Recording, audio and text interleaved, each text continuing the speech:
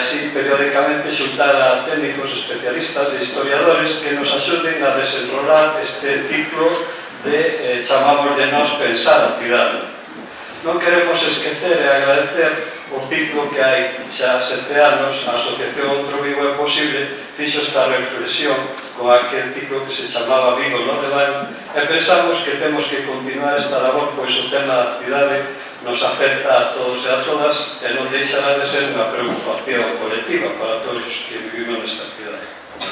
Hai unha reflexión da arquitecta Marta Llorente que di que a cidade é unha construción, unha experiencia vital e a representación.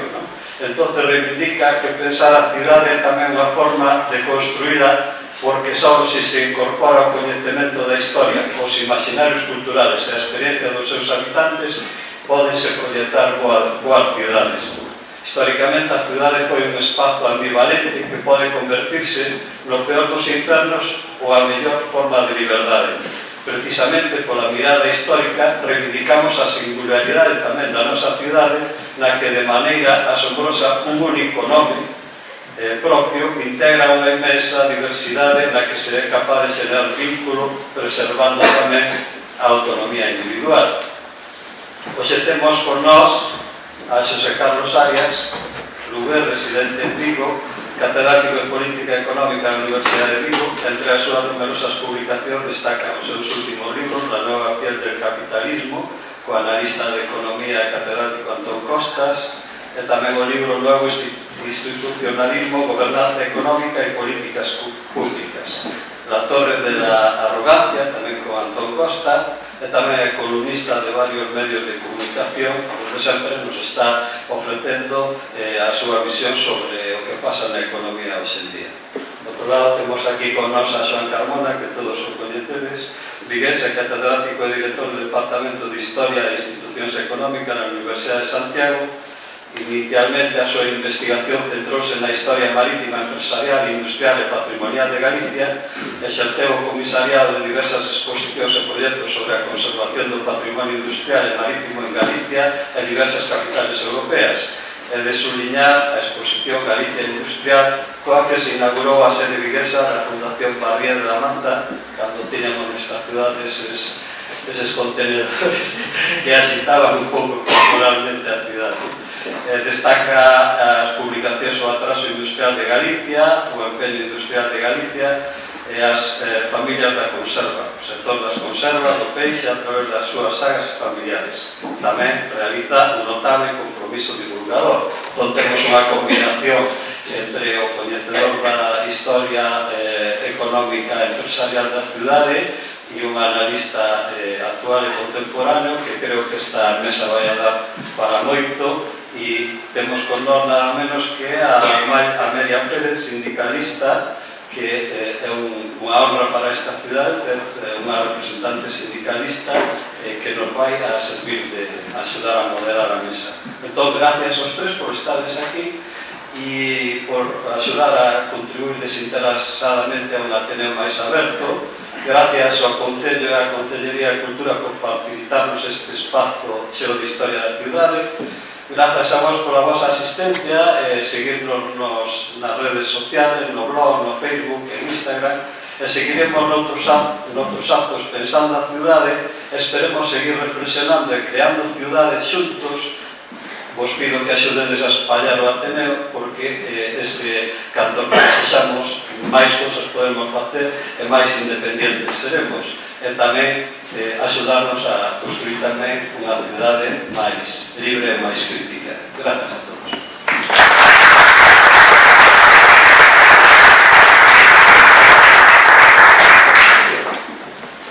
Bueno, boa tarde a todos e a todas. A verdade é que quero agradecer esta invitación do Ateneo para moderar esta tarde chuviosa, pero que necesitábamos máis que nunca na nosa cidade e na nosa comunidade. É un placer compartir con todos e todas vos, con Sacho e con Xoan Carmona, neste edificio, neste precioso edificio da nosa cidade. E a miña idea é, a través de unha serie de preguntas, facer un fío conductor que nos permita facer un análise do que fomos nesta cidade como Vigo industrial, do que somos e do que queremos ser. Me parece un título e unha xornada moi aceitada por parte do Ateneo, esta proposta de Vigo industrial, tendo en conta ademais que estes días se estrenaba un docudrama sobre o Vigo 1972 e esa importancia de a industria, de os traballadores e as traballadoras desta cidade, do condicionamento que fixeron e da loita que levaron a cabo no seu momento para doblar a rodilla, por decirlo así dun xeito sincero e informal, a dictadura. E, como decía, creo que é un título e un tema que creo que daría para algo máis das escasas 2 horas que temos hoxe para debatir e para poñer en riba de a mesa este Vigo industrial, pero, como xa digo, o intentaremos facer dun xeito ameno e, sobre todo, dándolle moito xogo aos nosos dous ponentes. En primeiro lugar, me gustaría lanzar unha pregunta para Xoán, porque como experto historiador, economista, esta cidade históricamente estivo vencellada á industria, inicialmente relacionada co porto e co mar, pero que ao longo dos séculos e, sobre todo, no século XX, sufrir un desenrolo económico espectacular. Non se trata de facer aquí un repaso, pero sí que creo que é necesario facer unha pequena síntesis, como decía, do que fomos, do que somos, e despois abordaremos, por parte de Sacho, do que queremos ser no futuro. E tendo en conta ese pasado e ese presente, me gustaría que Xoán nos dixera si cree que esta cidade vai a seguir sendo un Vigo industrial que con os últimos acontecementos que levamos en Vigo nos últimos anos, iso é posible, e que tamén nos faga unha pequena introducción histórica de ese título de Vigo industrial. Xoán, cando queiras. Pensei que era cosa de cada un soltaba as cosas, por lo tanto me tenho que falar máis ou menos o que tiña preparado, no que ti me dices, e que por non saber, até menos mal que hai 2 días en Chamusacho, porque non sabía que era expoxe, estaba tan feliz. Bueno, isto como bastante aberto, improvisado, non sei si voluntariamente, pero voluntariamente. Bueno, que sei. Bueno, antes de nada, vamos a falar primeiro, claro. Bueno, pues nada, empezar dando as grazas non polo convite, que efectivamente agradezo e alegrame participar neste acto nun Vigo que, desde o punto de vista cultural, que un pouco sair de un lugar certo pozo no que está e que, bueno, cando se arreglo o marco e efectivamente haxa un novo director elegido por concurso de méritos e estas cosas, supoño que ha de cambiar a cousa e que as institucións como Ateneo poden tamén colaborar. Entón, teño que agradecer pola compañía na mesa e máis polo público, porque o seu coste de oportunidade de asistir a este acto é moi grande, porque hai moitas cousas. Así que se alguén quere marchar, que marche tranquilamente sin meter un dedo no bollo do veciño, pero porque a non nos parece mal. Bueno, máis nada. O que pensaba facer que ten que ver con isto, e que caso como 2 partes e tal, como pensei que espero unha cosa de debate e polémico, pois eu preparei unha cousa breve, como para media hora, que titularía algo así, como 5 teses sobre Vigo. Algunas cosas son históricas, outras son menos históricas, e todas intentarei non contar exactamente o que traía, sino un pouco de acordo con o que me decías, ¿no? Pero realmente vai falar telepatía por coordinados non estábamos, pero bueno, telepatía sí. Bueno, a primeiro, vou facer 5 proposicións, non é nada a base de números, nin moi académico, quizás, máis ben de tipo ensayístico, e son cosas moi poéticas, son cosas que a primeira vez saco da cabeza, iba pensando estes días un pouco sobre algunhas son sabidas, coñecidas, e vostedes coñecenlas mellor que a mí, probablemente. Bueno, pues vou facer 5 proposicións, 5 teses sobre a cidade, que discutimos, vostedes son, Sacho, que é un gran polemista, pues, me tirarán a cabeza. A primeira delas é a máis simple e a máis coñecida. O Vigo moderno e o Vigo industrial. É dicir, hai unha identificación entre o Vigo moderno e o Vigo industrial. Antes do Vigo industrial, non digo que non houbera nada, pero había moi pouco. Éramos un almeno.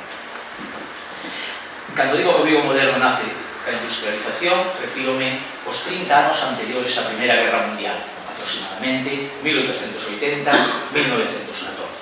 A reconquista non significa nada, políticamente, quizás, dar lugar a faustos, conmemoracións e cosas semellantes, pero non significa nada. O Vigo de 1860, que xa había que pasar o tempo para que a reconquista fixera efectos e non tinha que facer, pois é un Vigo que non chega aos 10.000 habitantes. Coruña, por exemplo, multiplica prácticamente por 4 a población de Vigo. Non deberon pasar grandes cousas desde o punto de vista económico, demográfico, para que as cousas que sean así, ainda a altura de 1860, é dicir, 50 anos despois da terminada reconquista. Cando comenzan as cousas, nos 80, pero hai como un preámbulo, como un prólogo, como un nodo, que diríamos antes, os maiores. Como un nodo que consta de 2 elementos, ou de 2 imaxes. Unha primeira, o Lazareto de San Simón, aprobado por unha Real Orden de 1838, que en realidad empeza a funcionar a partir do 48 e que ten o seu esplendor nas décadas de 1850 e 1860, representa que chega a ver días que hai 200 barcos na vela. Iso é moito bueno. Esta xente come, consume cousas, a pesar de que moitos están morrendo, outros non, non?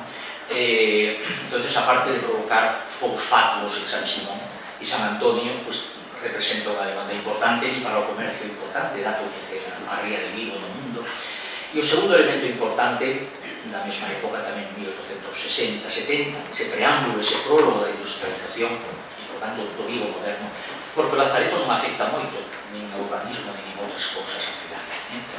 Si representa que aparece unha clase, un grupo social que se beneficia de eso, empezando por o propio alcaide de Lazareto, que era nada menos que Norberto Velázquez Moreno. De onde sale Norberto Velázquez Moreno, do Lazareto, que era un solo componente. Económicamente, o Lazareto era un gran negocio da cidade e non só da cidade.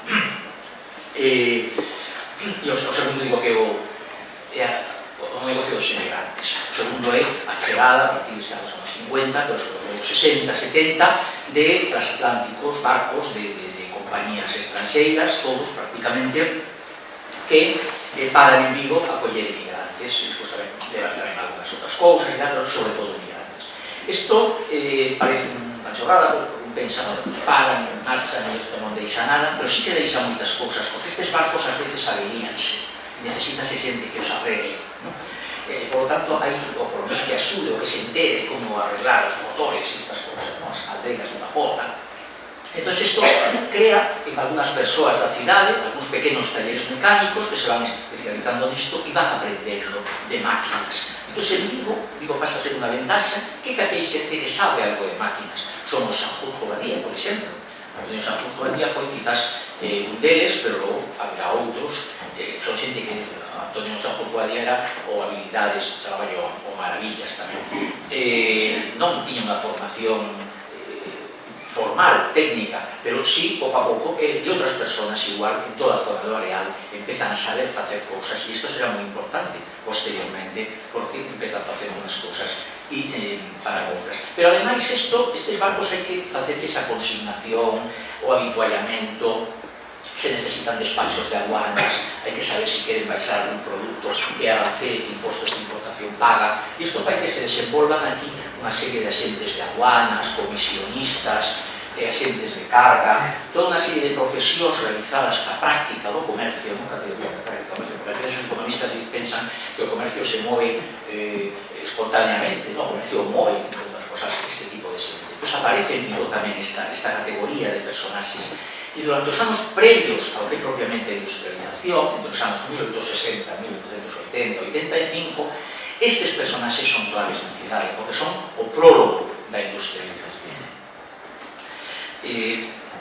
Si se queréis, cando vamos a exportar conservas, será porque hai esta xente que sabe facelo técnicamente, porque hai estes barcos que paran aquí. Cando máis adiante se introduza tamén a partir dos anos 80 o vapor na pesca, alguén ten que saber como funcionan esas máquinas e arranxalas. Bueno, son eses Antonio Sanjurjo Valle e compañía que se falan. Entón, eso é o previo, pero importante, 1880, 1914.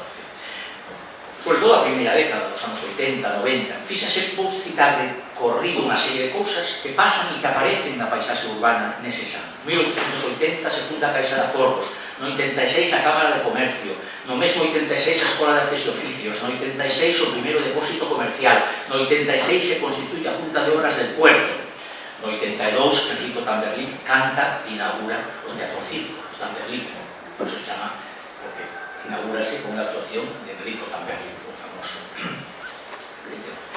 No 84 a fábrica de gas. Podía seguir citando, e moi fundamental, e iso es que non quero deixar de citar, o panorama, a paisaxe da cidade actual é, en gran parte, o panorama deses anos. Até que punto o Vigo contemporáneo formase neses anos e está ligado a esa industrialización.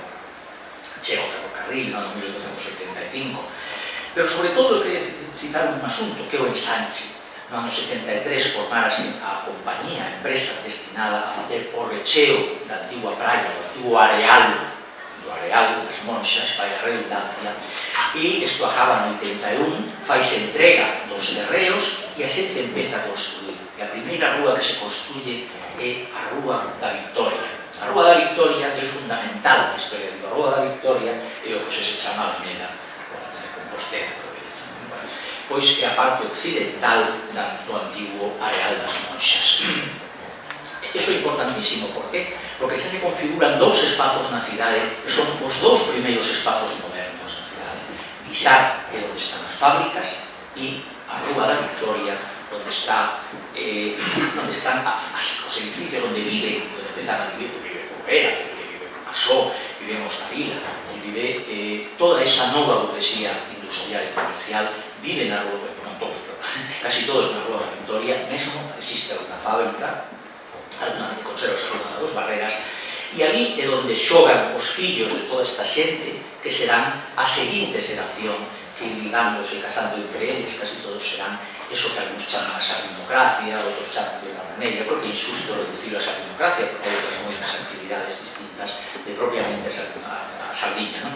Pero a calle da Victoria representa, é a millor representación dese moderno. Bueno, eso quere decir que neses anos a poboación multiplícase, no 1930, un pouco xa que consideramos que non quero dar os números ni nada, xa nos situamos nos 40.000 habitantes, isto é moito, que xa é unha cidade moderna.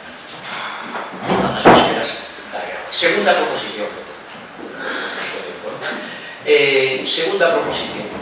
Vigo convírtese desta forma, neste momento que se industrializa, nunha das poucas cidades non só galegas, sino españolas propiamente industriais. Galicia non é, nesta época, en absoluto unha área industrial, pero Vigo sí é unha cidade industrial. E se empezásemos a poñer números comparando con outras das poucas cidades industriais españolas, os números nos harían ratios semellantes de casi de calquera cousa, de calquera variedade que tuvimos. Vigo sí é unha cidade industrial nas vísperas da Primeira Guerra Mundial. Nada que ver co resto, e nada que ver co resto nas décadas seguintes. Coruña, por exemplo, non ten prácticamente industria, por moito que se diga, até os anos 1960. O sinal da industrialización na área da Coruña é o polígono da Grela.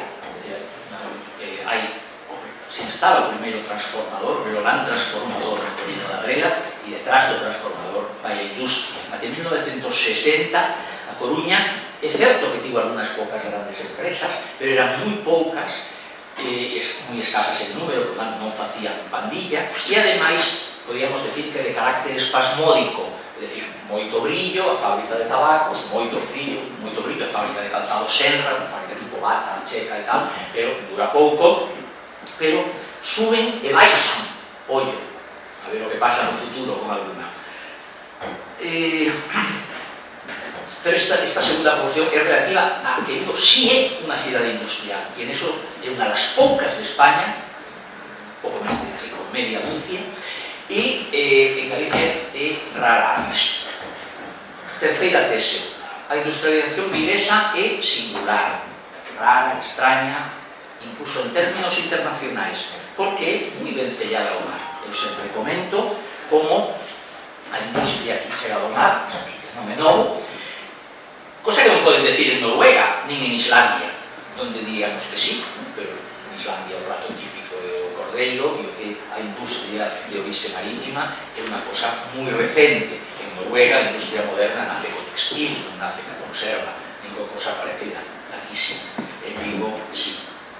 Outros teñen detrás a primeira, evidentemente, a industria conserveira, detrás este argumento que dou sempre, pois despois hai que facer as latas, veñen as fábricas de envases, hai que poñelas envasadas en caixas de madeira, hai que facer a tablilla de madeira e aparecen os primeiros aserradeiros mecánicos, hai que clavar as tablillas e entón nacen as fábricas de punta, para podemos seguir así, non? Logo veñen os barcos para producir máis sardinas, para que non se disparen os preços, eso é un pouco de industrialización desa época de finais do século XIX. Tan vencellada ao mar está a industrialización de Vigo que, en realidad, até os anos 1960 se trata de un monocultivo industrial e esa é a súa grande debilidade. Sigo así, ou sea, consultando? Sí. Igual, ya está bien que puedes ocupar un sitio que no está. Pero tenemos regalos. No, no te vas a decir, creo que estoy contestando moito. Vamos por los 60, ya estamos por los 60. ¿Cómo volvemos atrás? Bueno, esta tese, a industrialización viguesa, é un tanto singular, peculiar. Bueno, digo que tan vencellada estaba, tan monocultivo marítimo era, que, es decir, como un ano no Gran Sol as cousas foran mal, digo, era unha ruína, ou como nos anos finais dos 20 ou algo así, en Argentina bloquearan os saldos de divisas procedentes das exportacións de conservas, pois isto era unha ruína, non? O sea, era un monocultivo e unha dependencia, unha vulnerabilidade grande. Até cando? Pois, até que en 1957 establecese unha fábrica, primeiro unha ensambladora de automóviles, establecese Citroën. Entón pasamos a ter dúas especializacións. Seguimos sendo moi vulnerables no sentido, non somos un tecido industrial, por exemplo, catalán ou vasco, pero bueno, temos dúas especializacións xa importantes. Citroën, que comeza, como sabedes, como todos sabedes mellor que a min, a finais dos 50, como unha simple ensambladora, como fábrica dun só modelo que é a furgoneta, o derivado dos cabalos, pero logo xa nos 70 pasará a ser outra cousa, e nos 80 outra cousa, e bueno, e isto que non vos vou contar, porque xa o sabedes. Polo medio, é dicir, entre o nacimiento da conserva e a instalación de Citroën, que falamos evidentemente sobre por qué e estas cousas, o que hai son tamén bastantes sectores, pero todos foron flor de un día, non? É dicir, todos recordamos a Moisés Álvarez, que temos certa idade, non?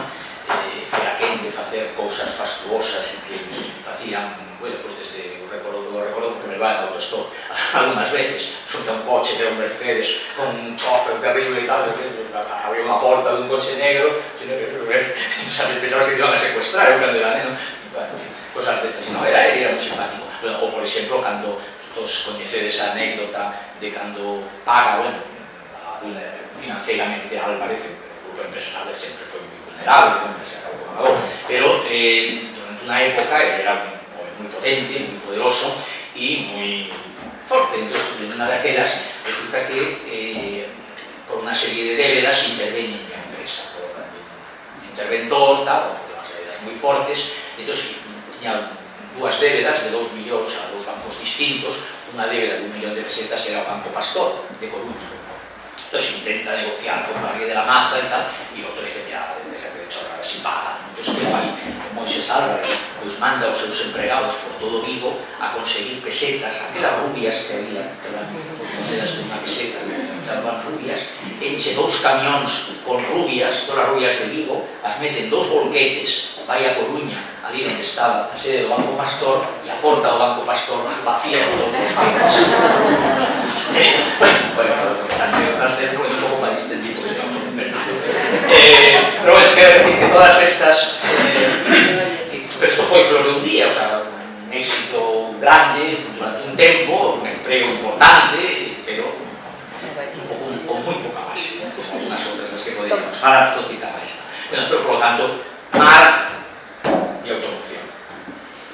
E a renovación que representou a automoción foi o que mantivo o crecemento de Vigo. O sea, se o Vigo da conserva, da primeira industrialización, e o Vigo de Guixar, e o Vigo do Areal, e o Vigo de Bouzas, o Vigo da automoción, pois xa é Colla, é a travesía de Vigo, é un Vigo novo. Estas son as dúas fases. E aí a proposición, entre un e outro, hubo como 50 anos aproximadamente, ou 60. Eu penso que se Vigo quere manter a senda de crecemento, ese futuro do que falaba Amelia, ou buscamos unha terceira especialización industrial, ou non vexo moi ben o futuro. Esta é a terceira proposición. A cuarta tese é que dícese que Vigo é unha cidade feita a si mesma. Na prensa, por aí, eu día sempre, cando comentas e falas, é un dos tópicos máis repetidos en Vigo. É unha cidade feita a si mesma, con unha base institucional moi feble, non capital de provincia, até hai pouco tempo non había un registro mercantil, cando as sociedades en realidade na provincia de Pontevedra casi todas se constituían aquí, preteridas frente a Coruña, frente a Pontevedra. Home, non chegamos a decir aquello de España nos roba, Santiago nos roba, pero bueno, este tópico deu lugar, e non é recente, desde a década de 1920, a un localismo de base política do que a súa partida de nacemento é un libro que está aquí na Biblioteca Penzol, que se chama Tratado de Viguismo, de Bernardo Bernárdez, que moitos de vostedes coñecerán, e que non carece de seguidores na actualidade. Non está de máis, non sei, que hai xente que lle gusta, non está de máis recordar, en todo caso, que este viguismo dos anos 20 tivo como dúas colas. Unha se foi o galeguismo político e outra se puso nos brazos de don Miguel Primo de Rivera. Bueno, o que quería decir, de onde ven o viguismo? Que é isto do viguismo? Decir cosas que se chaman en desacordo, moitos dos presentes. Pero bueno, son ocurrencias. Bueno, pues eu creo que das teses anteriores, da tese 2 e da tese 3, o sea, isto do viguismo ven de que Vigo é unha das poucas cidades españolas propiamente industriais e que a industrialización viguesa foi unha industrialización singular. Vigo, porque precisamente foi un pouco distinta, desde os anos da Primeira Guerra Mundial, ten conciencia de si mesma como algo diferente dentro de Galicia. Os grupos industriais pedían que rebaixaran os impostos de importación, os aranceis para a folla de lata, para poder ser máis competitivos internacionalmente vendendo conservas, pedían certas bonificacións no negocio da madeira, bueno, tiñan unha serie de exigencias económicas, pois o mesmo que os cataláns tiñan pedindo que houbera altos impostos de importación para os algodóns estranxeiros. O sea, simplemente pedían que se protexera a súa industria. Naquelas manifestacións que se facían pedindo a admisión temporal da folla de lata, tamén iba o proletariado vigués, tamén iban os sindicatos e tamén iban os traballadores, porque veían que era unha cousa de todos, non? E hai grupos xa naquela época burgueses que pedían, e siguen pedindo políticas económicas, o goberno de Madrid, agora mesmo son vídeos de Santiago, e cando non se consiguen as cousas, pois hai frustración. Existe, ademais, desde os anos 20 como mínimo, porque xa de antes, orgullo industrial, que eu recordo moitas veces falando de Senteis ou de Colla e tal, non recordo máis Senteis, non sei por qué, pero esa é a miña experiencia personal, pero que a xente ten un orgullo industrial, non? De que é unha cidade industrial, de que aquí as cosas se fan ben, e non falo dos empresarios. Esa conciencia, pois, que está no conxunto dos ciudadanos. ese efeito diferencial dunha Cataluña nos anos 20, onde Barcelona dominaba o panorama, onde ninguén discutía que Barcelona era a capital de Cataluña, de grupos industriais, empresariais, burgueses, en definitiva, reclamando cousas frente a Madrid ou frente a outras instancias, pero basicamente frente a Madrid,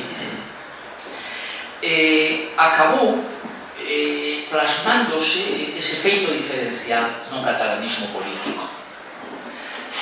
Non había, o sea, ninguén discutía a Barcelona. Por iso, precisamente, os galeguistas dos anos 20, e non só os galeguistas, decían nos anos 20 de que Vigo debía ser a Barcelona do Atlántico. Era un pouco esa envidia dunha cidade industrial capital de un ámbito máis amplio.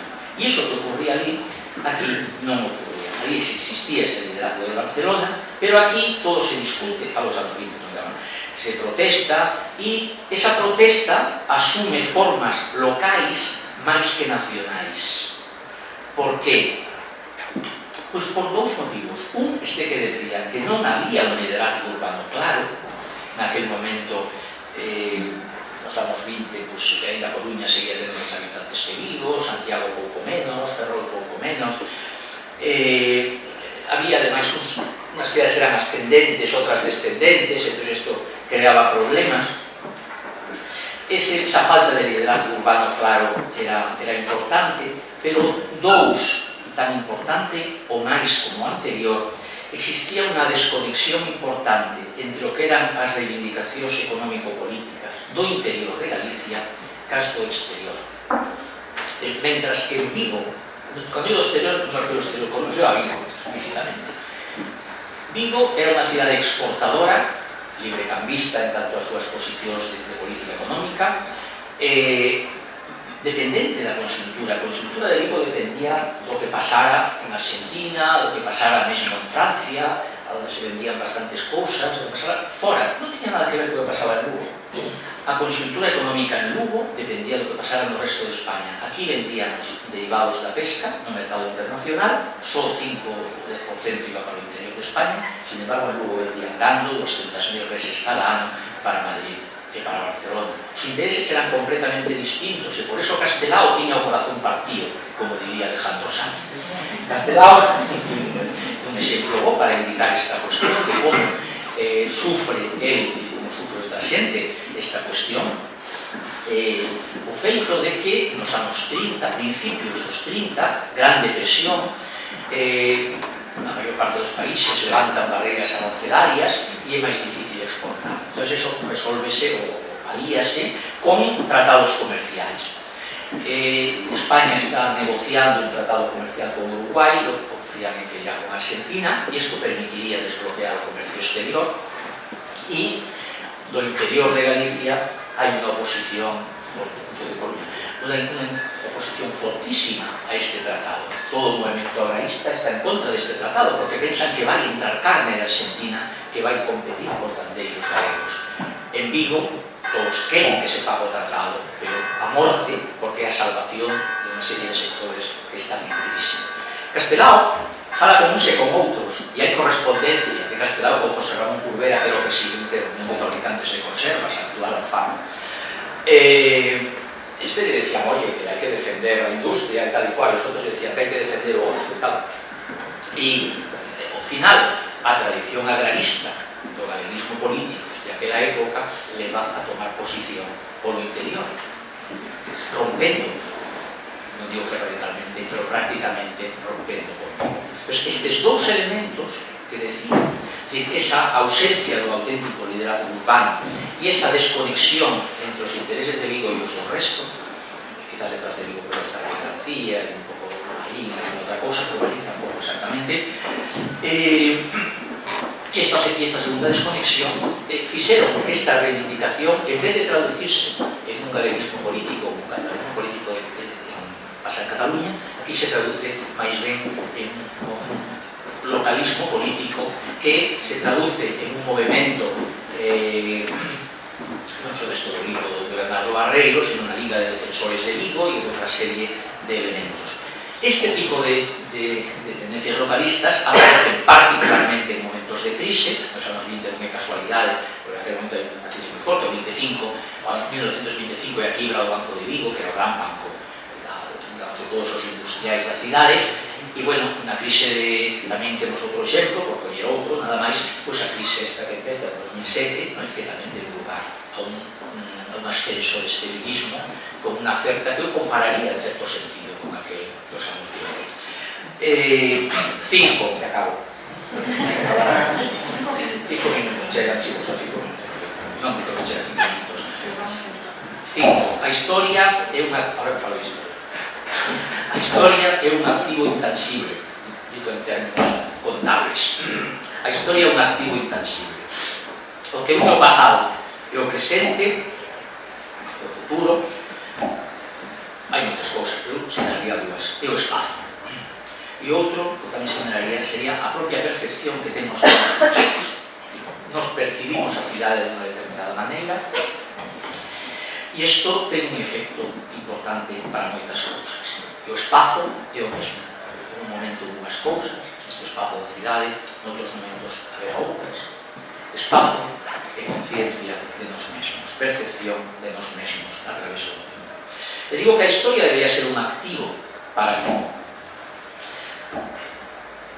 Por unha parte, porque se paseamos por Jacinto Benavente, por poñer un exemplo de día, se posible, vedes que está pelo abandonado. Aquelo é o da banca, ou non sei de que, pero máis dos fondos de inversión. Son espazos industriais grandísimos, enormes, abandonados. Hai persoas, hai un traballo de Díaz Sobrino aquí en Vigo que demostra que espazo industrial hai moito. O que pasa é que hai espazos industriais, naves non utilizadas ou semi-utilizadas, e, mentras tanto, veña a facer fora de tal, que si polígonos industriais, que si non sei cuántos. Hai unha serie de espazos que se poden reaproveitar, e, ademais, é a forma de que esas áreas, eses barrios, non adopten esas fasquías terceiromundistas que acaban adoptando. Pero que, ademais, eses espazos son lugares onde se visualizan os acados, as cousas que se conseguiron na cidade, no ámbito industrial. Como aquí hubo industrias, pois quen sabe que aquí se construye o primeiro portacontenedores do mundo. No, perdón, do mundo non, que de España, que de España. O sea, non me vou ligismo, sabes, no, pero se lo que é portacontenedores, o primeiro buque Ro-Ro de España, e todo se fabrica, o sea, dentro de España, tampouco, en fin, el ligismo non nos debe elevar, por favor, mea culpa, con eso e tal. Lo recordabas a alguien. ¿Los has recordado a alguien?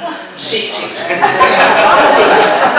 Bueno, pero moitas cousas, sí. Entón, hai que figuras que non se coñecen, que ni siquiera teñen unha rúa en Vigo, e que foron figuras importantísimas na historia da cidade, sin embargo, a xente que tocamos. Eu sempre protesto incluso de que, bueno,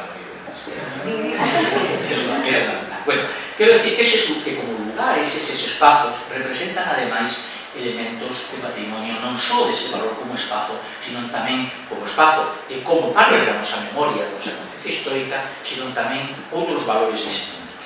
Esos lugares son sobre todo o patrimonio industrial. Panificadora, que, en fin, esperemos que vaya por bo camiño, e creo que moitos dos que estamos aquí, ademais dimos guerra con isto da panificadora, ou desde outro Vigo é posible, ou desde aquilo que entremos na panificadora, ou xente por súa conta, e creo que eso precisamente o que demostra é que cando a xente se move, pois, bueno, vanse facendo cousas, non? O Alfageme, por exemplo, o Alfageme, un edificio de Gómez Román do ano 1928, aí tirado, abandonado, e que teño dúbidas sobre o seu futuro inmediato, porque neste momento é propiedade dun fondo de investimento, non sabedes, Agustín García Calvo, o poeta e filósofo, decía que o Estado non ten corazón, pero os fondos de investimento tampouco.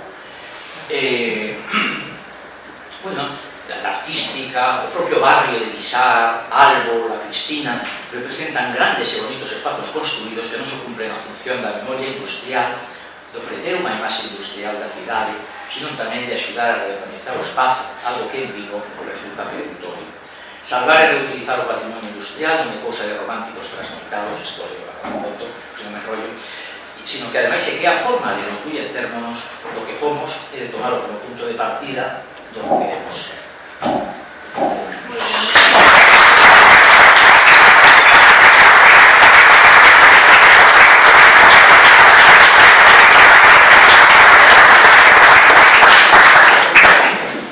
Pois como decía Xoan, do que queremos ser, porque unha vez que él nos fixo ese estupendo repaso da nosa historia industrial, eu creo que temos que poñer en riba da mesa ahora, como decía, iso que queremos ser.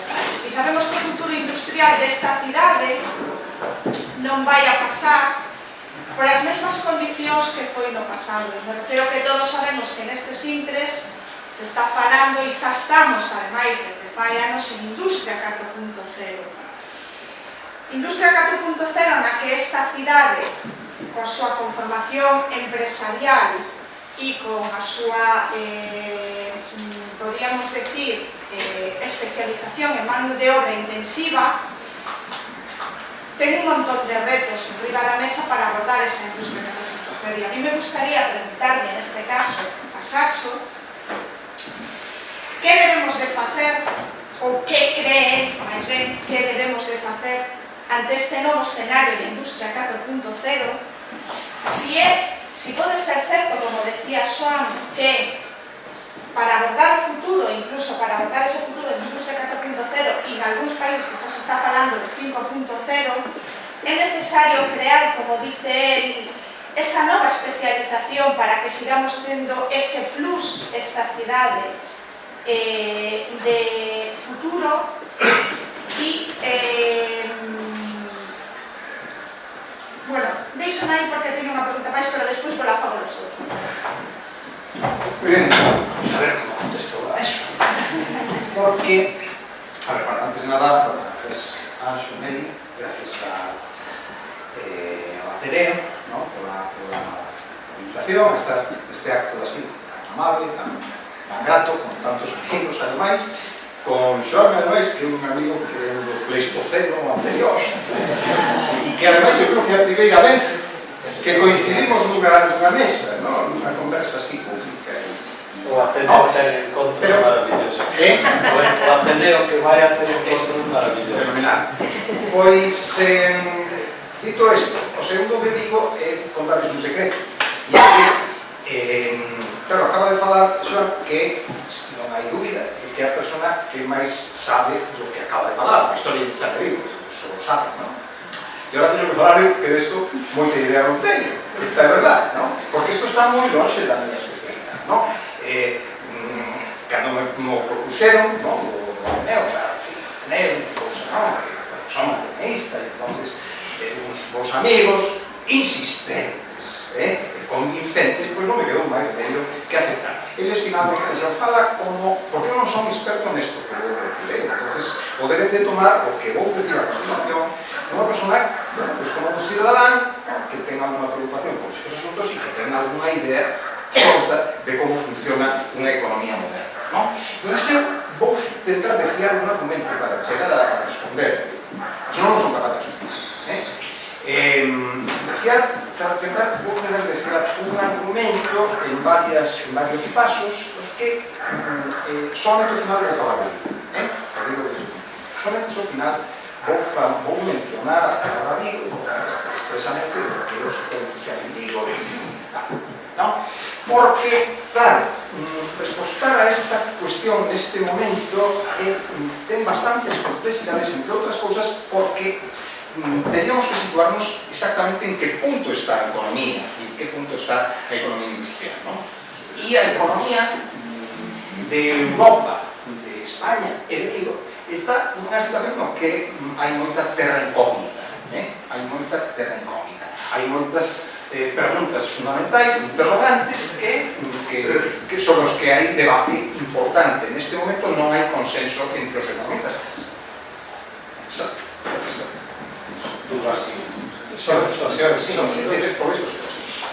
A ver, está claro que saímos dunha crise durísima, a peor da economía internacional en 80 anos, que quedan moitas feridas abertas, moitas cicatrices cicatrices e moitas feridas abertas.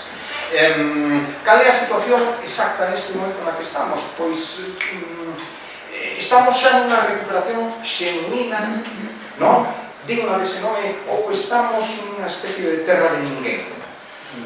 Pois hai maneiras de respostar por calquera dos dous camiños. Nos espera unha tasa de crecimento, digamos, dunha certa entidade, ou estamos abocados a un estancamento longo, prolongado e duro. Non hai acordo,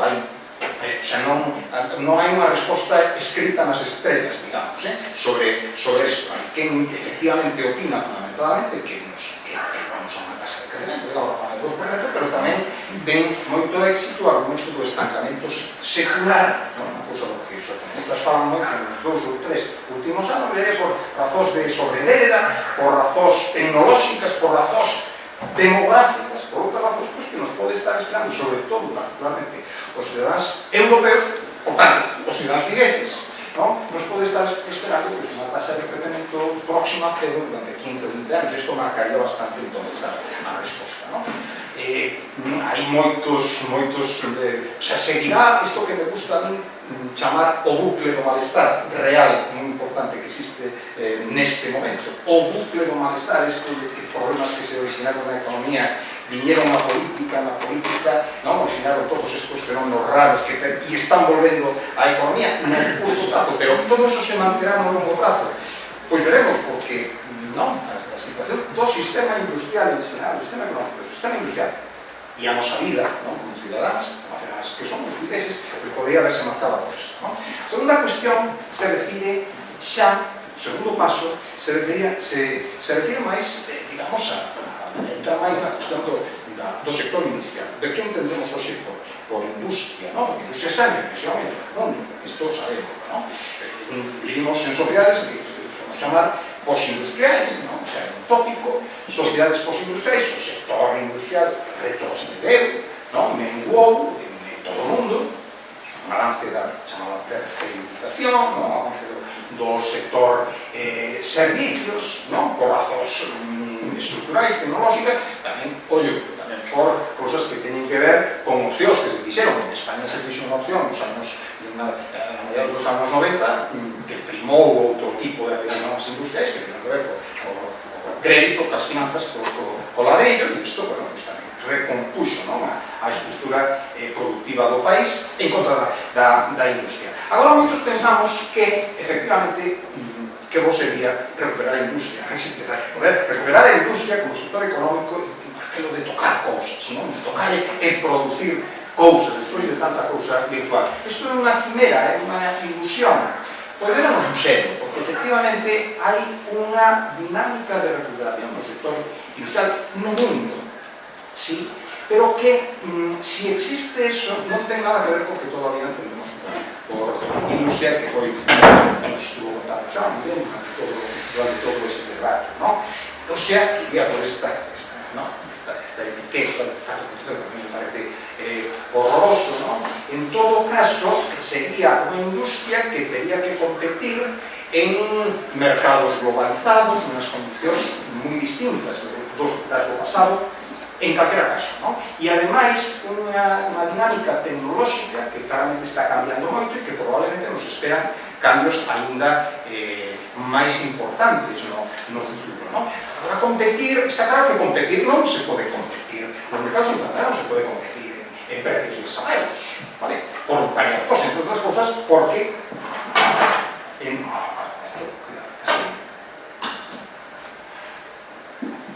non se pode competir en precios e salarios por moitos motivos. Primeiro, porque sería, digamos, sería na liña de romper o contrato social básico que temos, pero ademais porque por moito que o entendemos non vamos a ter éxito, non vamos a competir con países asiáticos, etc.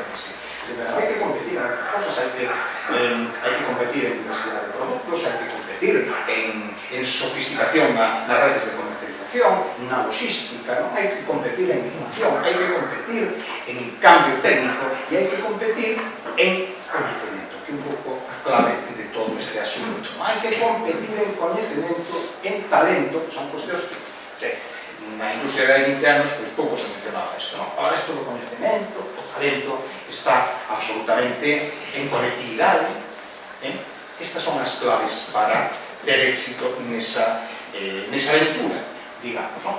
O terceiro paso se refire a o papel das cidades. Sí? Xa vamos avanzando un pouco. É o papel das cidades. Bueno, un punto importante se me queda do anterior. Todo isto ten, en todo caso, moitos elementos de incerteza en moitos aspectos diferentes. Por exemplo, non está nada claro o impacto que esa reindustrialización sobre bases tecnolóxicas novas pode ter sobre o emprego, cousa que se interesa moito a ti, desde logo, interesa a todos. O impacto que pode ter sobre o emprego non está nada claro. Está aí un debate internacional moi importante no que participan economistas, participan sociólogos, tecnólogos, etc., no que hai estudios moi fundamentados que avanzan que en 20 anos the rise of robots, a introducción masiva da robótica nos sistemas productivos, basicamente na industria, se pode levar por diante nos Estados Unidos, hai un estudio moi refutado de que se pode levar o 45% dos postos de traballo actuais.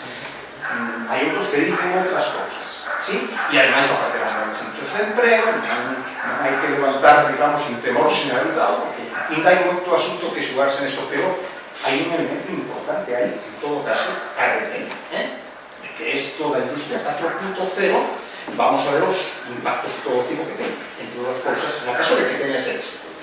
En avanzar por aí, entre outras cosas, por exemplo, os impactos sociais que poden. O papel das cidades, moi brevemente xa para pasar a falar algo de Vigo, non? Ainda teño 10 minutos por o papel das cidades, claro, casi un tópico de Vigo, pero ya verdade, non? As cidades se teñen convertido en actores económicos da máxima importancia, o futuro económico, os actores económicos do século XX, casi un tópico. En unha medida é certo, non? Hai unha recomposición do peso das cidades no mundo moi importante nos últimos 20 anos, non? As cidades da bella industrialización, pois moitas delas se viñeron claramente a baixo. E moitas conseguiron reinventarse, punto que me interesa subliñar. Moitas cidades conseguiron reinventarse, sí? Pasa que non te reinventas, hai unha frase dun famoso experto nestas cuestións, Edward Glaser, que di, que vou decir, que fala da capacidade de reinvención que teñen as cidades con habitantes cualificados. Punto que creo que cada vez cobra máis importante. Porque desde logo as que non teñen habitantes cualificados non parecen amosar para nada esa capacidade de reinvención. E esa capacidade de reinvención ten moito que ver con saber xugar en escenarios globais. Que obvio. Por certo, eso tamén podría cambiar, Está claro que esta idea de... Está claro que podería haber un certo retorno dun proteccionismo que alterara moitas das cousas que neste momento estamos vendo. Non, isto está no debate político agora mesmo. E se iso ocurrira, pois as cadenas de valor se romperían ou avanzarían de outra maneira e habería que posicionarse de outra maneira aí. E a resposta a tua pregunta entonces tamén sería claramente diferente. Non sabemos, non? Si nos Estados Unidos avanza unha liña de carácter proteccionista, pois isto pode arrastrar polo camiño, non o sabemos, descontando eso, ignorando, como se non existira, pois está claro que xogar as cidades hoxe, se queren xogar nos escenarios globais, pois teñen que competir, hai unha competencia moi forte que vemos, as cidades buscan visibilidade, unha cuestión bastante importante. E esa visibilidade non é tanto, tamén, pero non é tanto de captar, digamos, fondos públicos, de salir no xogo da política, salir, beneficiar, no reparto dos fondos, a institución, debate máis que a cidade vecina, máis que eso, onde está o xogo central, é ser capaz de captar capitais internacionais, ser capaz de generar e capturar talento. coñecemento. A clave da economía esta 4.0 vai por aí. Vamos con Vigo xa, non? Bueno, estuve empeñado en cargar nesto. Casi me interesa a miña... Se oye ben, non? Vou poner un pouco máis noso. Pois casi peor. Estou moi estable. Para un tipo que move moitas mans, pois... Bueno, centrámonos xa en Vigo. Claro, no Vigo actual, e supoño que no Vigo de toda a vida, aquí sabrás moito máis disso. Na economía de Vigo, nas empresas de Vigo, creo que ocurre algo parecido ao que ocurre con todo. E que non hai, é a miña experiencia como ciudadano, non hai brancos e negros, non que hai unha cantidad importante de matices, de grises, pero tamén hai negros moi negros e brancos deslumbrantes. O sea, que falar da economía de Vigo hoxe mesmo, das súas perspectivas, pois o que a introducir a falar de contradiccións, non? Estos días sí que para isto sí que estiven vendo informes, non? Un pouco documentado. Estiven vendo informes de Aclan, informes estos que se prepararon para o plan estratégico, informes que se fixeron na organización, cosa que pertenece, que é o Foro Económico de Galicia, que funciona bastante ben, non? Informes que fixo, por certo, a persona que máis sabe desto é un colega meu da facultade que se chama Quique Vázquez Vicente, ten varios libros, o recomendo para un acto posterior, non? Pois lendo todo isto, non? Eu efectivamente chego á conclusión de que os datos falan de tendencias de cosas moi contradictorias, non? Empezando polo negativo, non? O sea, isto, xa saben o que estes análisis que se chaman TAF, non? Son análisis que resaltan ventaxas, inconvenientes, como riscos, e é unha cosa moi convencional, non? Riscos e oportunidades. Pois, para moitos sitios todo é templado, non? Mais ou menos algúns riscos, algunhas tal... Aquí salta, non? Se encenden luces roxas e verdes por todos lados, tras, non? Saltan moitos, non se atopa cosas que isto como un pouco nos está tan mal nesto, e en cambio inmediatamente se atopa con datos que falan de todo o contrario. Bueno, para empezar, a crise efectivamente aquí pegou un duro, ¿sí? E estas particularidades das que falaba aquí son moi manifestas, ¿no? Salimos que a tasa de desemprego pode estar neste momento na cidade na área, me interesa máis en isto falar da cidade, pero se puede falar da área, ¿no? Un 19%, claro, mellor que o 25% do que vimos, pero 19% de desemprego. O 40% dos cidadáns declaran que chegan con dificultade a fin de mes. A taxa de pobreza ten por aquí 17%. A taxa de pobreza 17%, a taxa de exclusión o 94%. Non? Estos son datos sociais que falan de deterioro moi manifesto. A estructura productiva, pois efectivamente ten un problema, e é que é unha estructura moi sesgada, moi especializada en sectores maduros, moi intensivos en forza de traballo, e este tipo de datos, non? Fan que se encende inmediatamente a alerta, porque con eso tampouco vas precisamente moi ben preparado cara a esa situación, competencia, en esas condicións tan sofisticadas como nos mercados globais, como decía Evo hai un momento, non? A estructura empresarial media é mediocre, sí? A estructura empresarial, se falamos, por exemplo, de como se chama isto, de creación de empresas, non? De creación de empresas. Sí, hai unha palabra un pouco competitiva. Se falamos de creación de empresas, aquí a taxa de creación de empresas é menor que en Santiago, que en Coruña, por exemplo. Alguns datos avalan efectivamente falar a densidade empresarial, non? Menor tamén que en Coruña e Santiago. Identificamos precisamente con grandes potencias industriais de emprendemento, a taxa de emprendemento, unha palabra tan común como esa. A taxa de emprendemento de baixa, e ademais experimentou unha reducción moi importante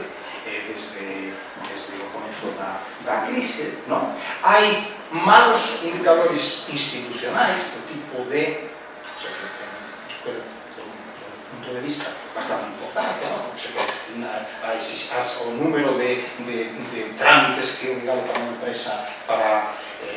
unha empresa para conectarse a electricidade, o custo de todo isto, os datos son peores, ¿no? Da media dos municipios industriais. En España, a innovación da empresa media, do que estou falando, a innovación, pois, tampouco, ¿no? O investimento, bueno, datos de investimento en tecnoloxía, eu non os conozo por, non sei se están por municipios, ¿no?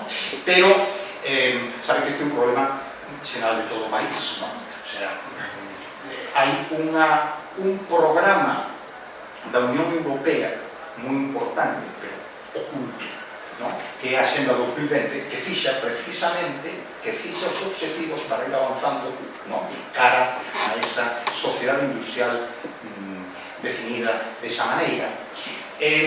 Fixa o objetivo de, para o ano 2020, objetivo de investimento en I+D, máis I, no 3%, ¿no? España está no 1,23 e baixando. A media europea neste momento está no 2. No 1,23 e baixando considerablemente, no momento que parecía que se acercaba a 2. No 1,23. Galicia está no 0,89. Digo, non sei onde está exactamente, pero toda a impresión, dicís un par de preguntas sobre isto, e o que me dicen é que un pouco mellor que Galicia, este 0,89, que sempre é un pouco peor que o dato de España, que este non é un dato precisamente para cantar e bailar, non? Empresas que utilizan tecnoloxía punta, ¿no? En Barcelona son 3,7%, en Santiago 3%, en España o 1,7%, en Vigo o 1,84%. Sí, datos tomados, sí, tomei bueno, sí, parece que é verdad, ¿no? Un problema de localización, o sea, estamos fora dos espacios centrais, sí, é verdad, estamos longe e non ben conectados con aqueles eixos que mellor poden protagonizar o avance hacia ese sector industrial dinámico tal cual, sí, todo eso. Pero logo está a outra cara, ¿no? Os outros datos que un atopa. E un atopa, por exemplo, falando deste último punto, ¿no? Que, digo, non deixa de estar, non deixa de ocupar unha posición xeoestratégica nun arco, que é o arco que vai da Coruña ao Porto, ¿sí? Que ofrece notables posibilidades.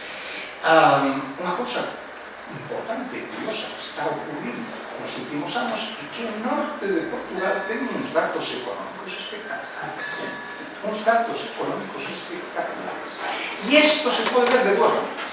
Se pode ver con un problema, por exemplo, para o sector téstil, ¿no? Que vai a haber unha relocalización de empresas no norte de Portugal, porque todo ali parece xogar moi favorablemente, ¿no? Tamén se pode ver como unha necesidade, como unha oportunidade importante para buscar sinerxias, ¿sí? Non teño moito tempo para o resto, se queres despois falamos, pero isto podera ser unha oportunidade, ¿no? O feito de que estamos nun área que ten máis dinámica de fondo do que moitas veces atisbamos, ¿no? Dicía que a media empresarial é mellor, entón, xestión, todos os datos apuntan a unha media mediocre, ¿sí? Empresa media viguesa. Pero claro, resulta que, según Ardán, en Vigo hai, na área de Vigo, hai empresas extraordinariamente ben xestionadas, 121. Menciono algunhas, mas de sectores distintos. Cipor Trading, Mascato ou Bimba e Nota. Empresas que cancelan, son empresas que tienen un dinamismo total, empresas cancelan 31, menciona expresamente, destaca a empresa Armón. Curioso, interesante, porque é unha empresa que é o antigo Santo Domingo, está nun sector destos tradicionais, destos que ten futuro, unha empresa cancela significativa, unha empresa que se chama Maviva, que non sei saben o que é, unha empresa familiar, que neste momento ten varios centros de traballadores, ¿no? Que aún lle contaron que fai Maviva, dice, pero isto debe ocurrir en Indianápolis, ¿no? Ou debe ocurrir en Singapur, ¿sí? Porque solucións logísticas, solucións de enxeñería industrial extraordinariamente sofisticadas. Hai empresas de o máximo nivel de productividade da FAO, empresas absolutamente internacionalizadas 82, ¿no? E hai un punto moi importante que o deixo para falar, e é que para responder a túa pregunta, non xa se entendeu do que estamos falando agora, como se falamos de perspectivas industriais, é algo moi distinto do que todavía vimos por industria, non? Pois seguramente se capte inmediatamente a importancia do seguinte.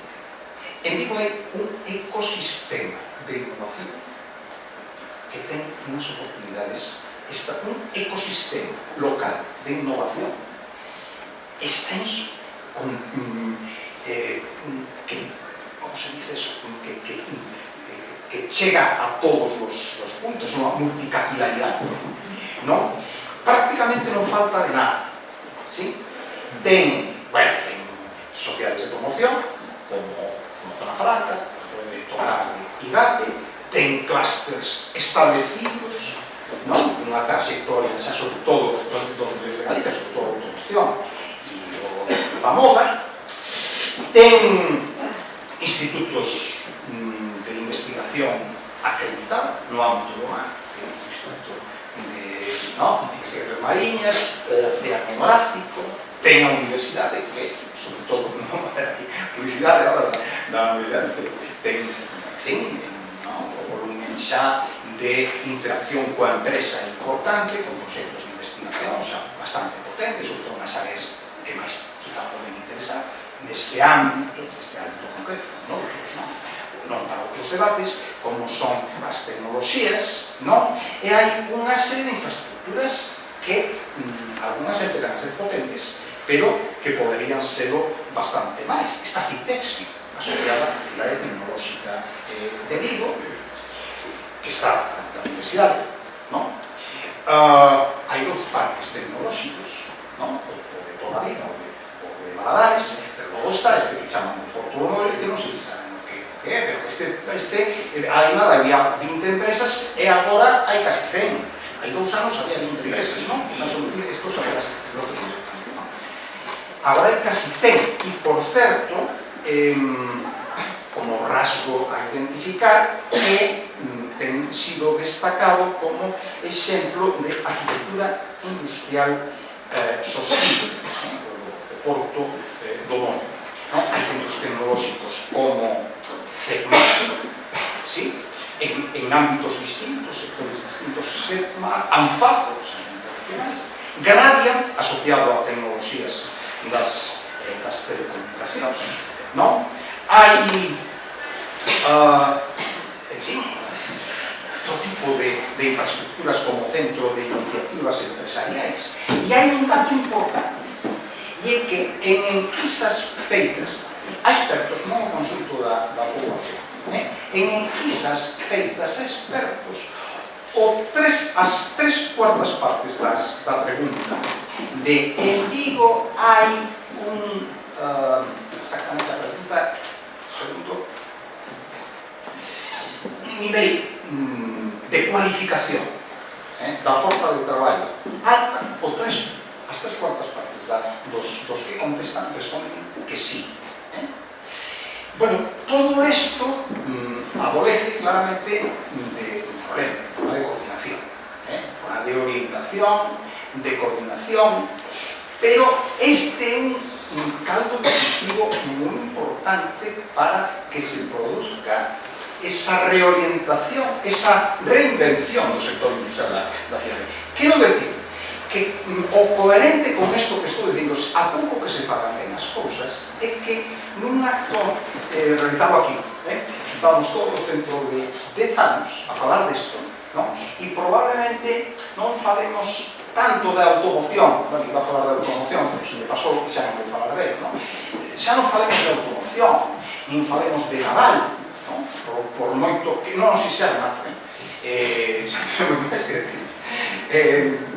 Sino que a veces falamos de biotecnoloxías, falamos de biotecnoloxía, de un avance do sector da biotecnoloxía, que é un sector claramente de moito futuro, neses mercados internacionais complexos, nos que efectivamente vai ser moi difícil competir, pois hai unhas bases bastante sólidas para dar ese cambio.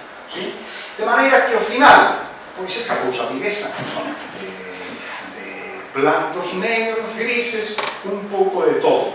Pero oportunidades para eso aquí hai. Este é o meu último mensaxe, que non pretende ser, o último que me gusta ser a mí, é un optimista despistado, non? Non pretende ser eso. Eu creo que un mensaxe realista é que Vigo ten bastantes condicións para acceder a ese mundo que, por outro lado, supoño que tamén quedaría claro, pode non ser unha panacea. Non é?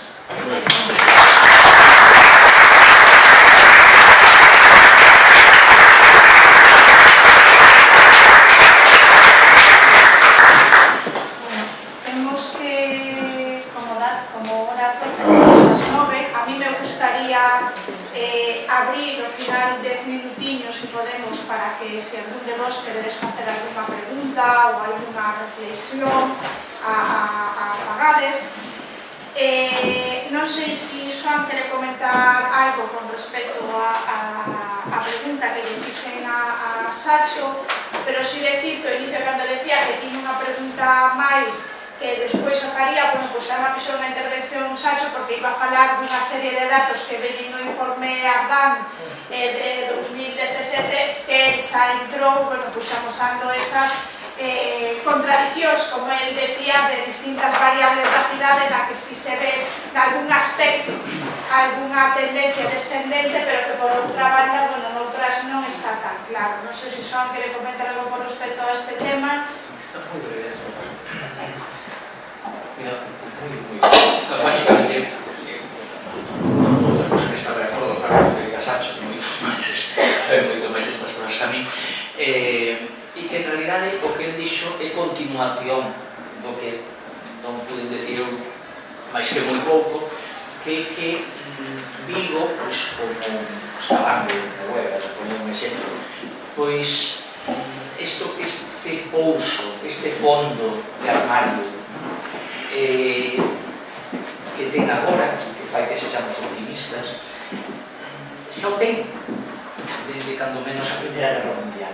É dicir, que cando se crea a industria conserveira e alrededor da conserveira todas as demais, créase un saber facer, o sea, unha xente que sabe mover o comercio internacional, pois nunca se fala das agencias de aduanas, nin dos agentes de carga, nin dos consignatarios, nin dos transitarios, que son importantísimos. Pois eses existían, e siguen existindo. E eses moven moito, porque unha empresa destas, en unha época, é fundamentalmente, unha empresa que me gustaría citar, un grupo empresarial que da Vila, que nunha época saben facer moitas cousas no grupo, a propia memoria do grupo incorpora esas habilidades, esas capacidades, e entonces en unha época maniféstase como naviera. En outra época, se a naviera vai mal, maniféstase esas capacidades como constructores navales, se convirten nos principais constructores navales da vida de Vigo.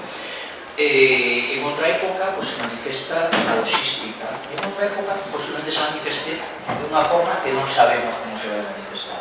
Ese fondo de armario que existe aí e que sirve para moitas cousas, leva moitos anos. E cando decimos, por que se instala Citroën nos anos finais dos 50? Bueno, son varios os factores, non?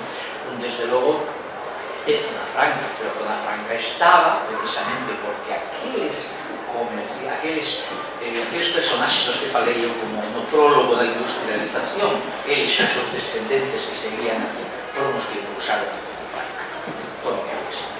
Eran familias e grupos empresariales que levaban aquí 60 anos e que conseguiron primeiro o depósito de comercio, despois o depósito franco e finalmente o depósito franco. Por qué? Bueno, pues porque a propia empresa cando se instala que é un sitio onde haxa os traballadores unha man de obra cualificada en temas relacionados pues, a metalurgia, a mecánica, con estas cousas, e iso existía en Vigo, e iso tamén a matriz francesa tomou en consideración, pero existen tamén outras cousas.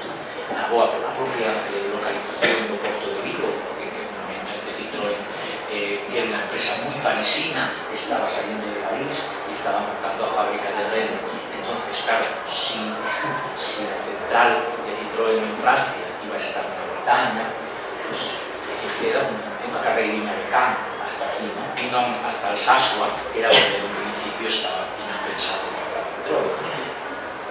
En fin, e que todo iso ten que ver que mesmo nesa segunda oleada industrializadora da automoción, ese fondo de armario tivo un papel fundamental e esperemos que ese fondo de armario que sigue existindo que sexa que Sancho fala de unha maneira, que falo de outra, pero hai unhas capacidades, unhas habilidades que están no corpo social da cidade e que esperar que nos leven a iso que chamaba a industria 4.0, en el campo que chamaba así, porque creo que a ningún dos dous nos gusta ese concepto e non sei o que é. E aparte, porque eu penso que a historia non se soluciona facendo videitos, tal cual, sino facendo sectores fortes e aliados, que é outra cosa.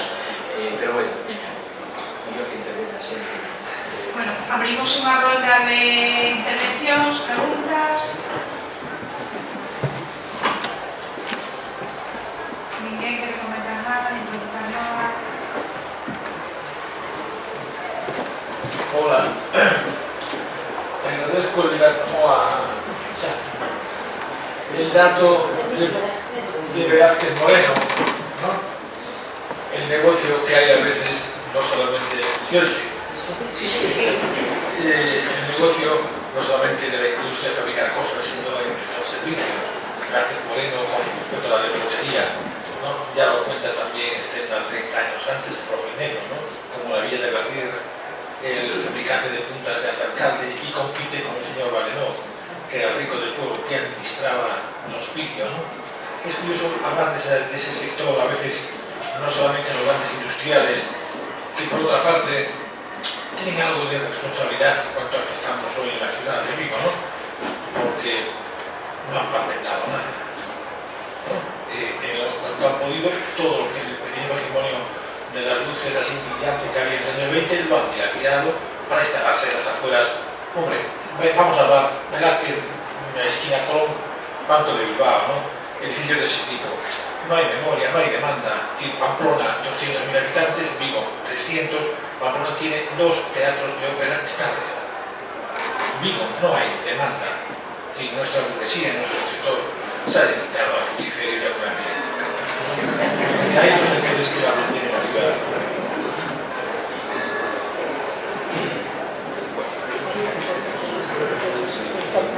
¿Alguna pregunta máis? El sector de la construcción, por ejemplo, que estamos hablando de él.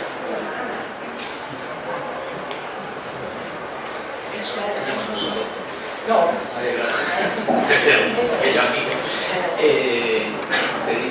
Certo, Velázquez Moreno e o Lazareto son un papel importante na historia da cidade, non é un caso único, eso non digo. E despois, algúns sectores dilapidaron, sí, claro, en todas partes. Outros non, sabe? Sí, outros non. ¿Alguna intervención máis?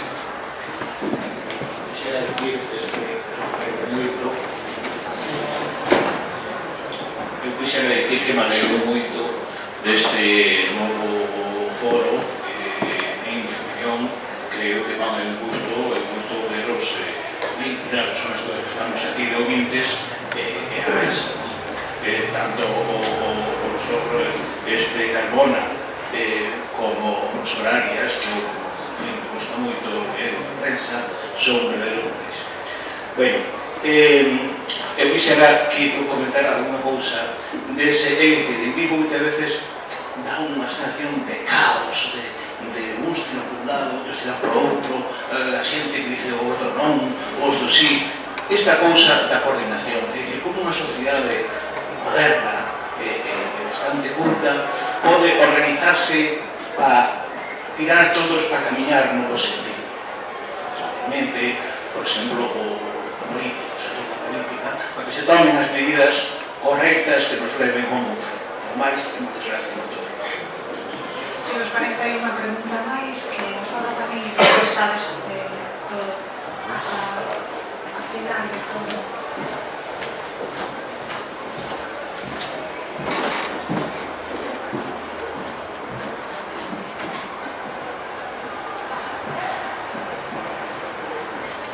Bueno, gracias por esta observación tan interesante.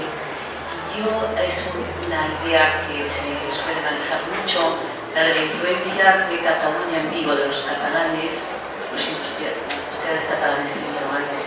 Y me gustaría si pueden aportar algo sobre este tema, resumiendo mucho. Si te parece, empezamos por esas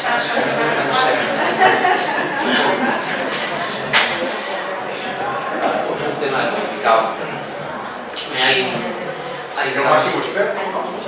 digamos, una visión que é máis aceptada e a que máis corre, porque tampouco temos os moito de ver de ir a fondo, que a imaxe que crearon os descendentes, os propios fundadores e os industriais cataláns que se estableceron en Vigo, en Galicia, pero sobre todo en Vigo. Entón, eles, esa imaxe, unha imaxe que sobre todo se plasma nun libro de Gaspar Masó que se chamaba Origen y Desarrollo de la Industria Conservera, publicado en el año 1967 Premio Banco de Bilbao, normal, os barcos daban os premios aos seus clientes, como ahora.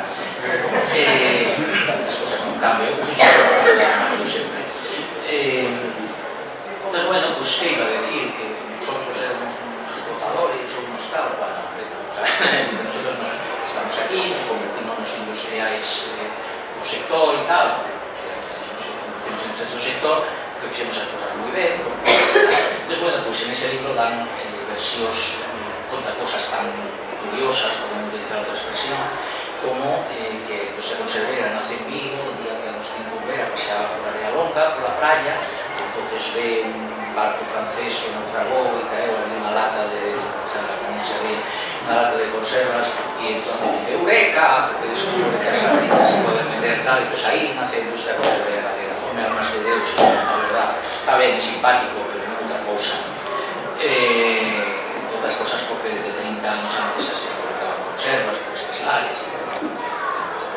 Entonces hai esa visión de que a chegada dos comentadores cataláns, o grupo de marinos, sobre todo de marinos e comerciantes cataláns que chegan na segunda mitade do século XVIII a Galicia e moi especialmente a Vigo, pois que son xente que traen unha serie de novas técnicas, tanto de pesca como de transformación da sardiña especialmente. Entón, como traen as novas técnicas, pois se imponen a xente de aquí, un pouco botiños, entonces pois non sabíamos moito desas cousas. Entón, claro, pois eles se impoñen e pasan a montar unhas fábricas, que son aquelas fábricas de Salazón ou de Salga. Despois desas, convírtese un pouco nos alcaldes e nos poderosos das vilas, e finalmente, pois, a xeración seguinte son os que crean as fábricas de conservas e os que crean a industria moderna de Galicia. Isto é un pouco a versión que dá, un pouco a orixe está en Carrealdao, descendente de cataláns, un galeguista do século XX. Despois, pois, sigue localizado en este libro de Gaspar Masó. Que ten isto de verdade e que ten de menos de posverdade? Pois, a mí sempre me chamou a atención, nos viñan a enseñar a Galicia a pescar e a transformar a pesca de Cataluña. Pois na baixa Edade Media de todos os portos de por aquí se enviaba sardiña salgada a todas partes. E a xente, que pasa? Que non sabía pescar. Pois xa fai falta, para creerse esa historia a saben que ten moi boa vontade. A realidade era que aquí, claro que sabían pescar e claro que sabían transformar a sardiña dentro da Edade Media, que había en todas partes, e os arqueólogos últimamente dicen que saben da época de romanos e de antes e tal, por razón. Que é o que pasou? Porque os cataláns efectivamente tiveron éxito aquí, non tanto como se alega, pero bueno, se tiveron bastante éxito. Bueno, pues porque eles traen técnicas ligeiramente distintas, que eran as do gusto mediterráneo, frente ás do gusto de aquí, que porque aquí se exportaba tamén, pues se exportaba a Portugal, se exportaba ao Cantábrico, que se era menos salgada, que era como gustaba ali, pero non porque non se coñecera o sistema dos cataláns. En canto ás artes de pesca, é unha transformación. En canto ás artes de pesca, pues os arrastres, as xáveras ou arrastres semellantes, claro que eran coñecidos. O que pasa é que aquí a pesca organizábase alrededor dos gremios de mar, e os gremios de mar eran moi conservacionistas. Entón, por ese conservacionismo, non lles gustaba que as redes levaran abaixo chumbos e que arrastraran, porque se consideraba que a pesca era bien común e había que sostener. Isto que se chama sostenibilidade. Os outros chegaban de fora e trataron de arrapañar con todo, e esa productividade en términos físicos era maior, sí, probablemente, porque os de aquí non a coñeceron. Pero en todo caso, eles cando chegan na altura de 1750, os primeiros, aquí continúan, e hai dous segmentos durante aproximadamente 30 anos, en Galicia en concreto en a ría de Vigo, hai dos segmentos, os de sempre, que siguen pescando como sempre, se amañan estupendamente, e cando necesitan crédito van á abadesa do convento do Castro a pedirle, e a abadesa prestalles dinheiro para as expedicións a Portugal, que era a principal banqueira da cidade, e por outro, pues, están os cataláns que están a súa bola exportando o Cantábrico a Portugal e o Mediterráneo. Pero que ocorre? Que na década de 1780 hai unha guerra comercial con Portugal, entre España e Portugal. Entón hai dificultades para que o segmento máis tradicional dos pescadores e transformadores da sardiña sigan vendendo onde vendían, porque se les cae o mercado. Nun momento que precisamente o segmento, que somos de orixe catalán, teñen un mercado de expansión en Cataluña porque están comenzando os primeiros da industrialización catalana, e durante todo o século XIX os propietarios cataláns comerán sardiña galega de almorzo pola mañá e incluso 2 veces ao día, e esa será proteína barata que garantizará, entre outras cosas, o reducido custo de traballo para a producción da forza de traballo. Entonces, son motivos comerciais de que un mercado se afunde e outro vai ben, os impoñen, outros non foron máis vistos e nos vinieran a enseñar. Segunda cuestión.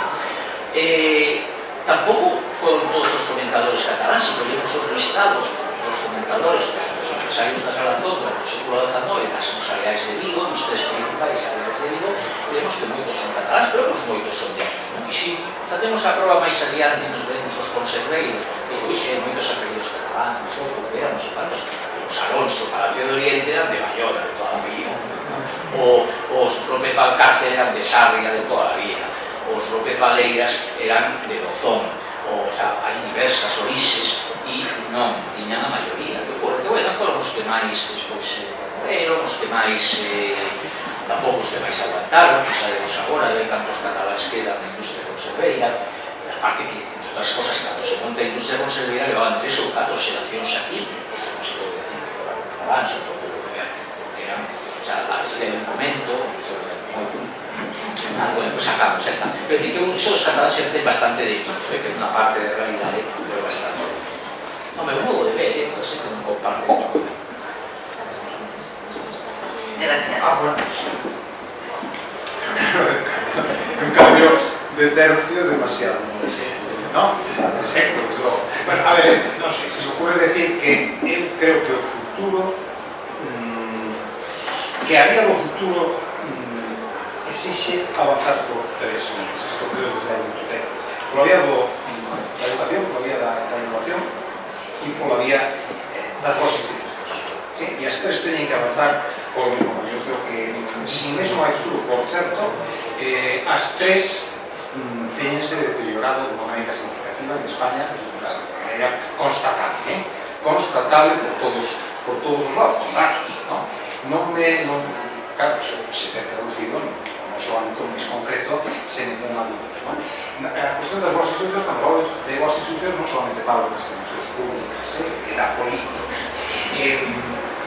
isto sería moi extenso, e para mí moi interesante, pero centrándonos nas institucións públicas, e bueno, o que se pode pedir das institucións públicas desde o punto de vista económico, primero, que non interfinan demasiado, ¿no? E segundo, que introducen impulsos na dinámica da economía que isto sean coherentes, que vayan nos adentro.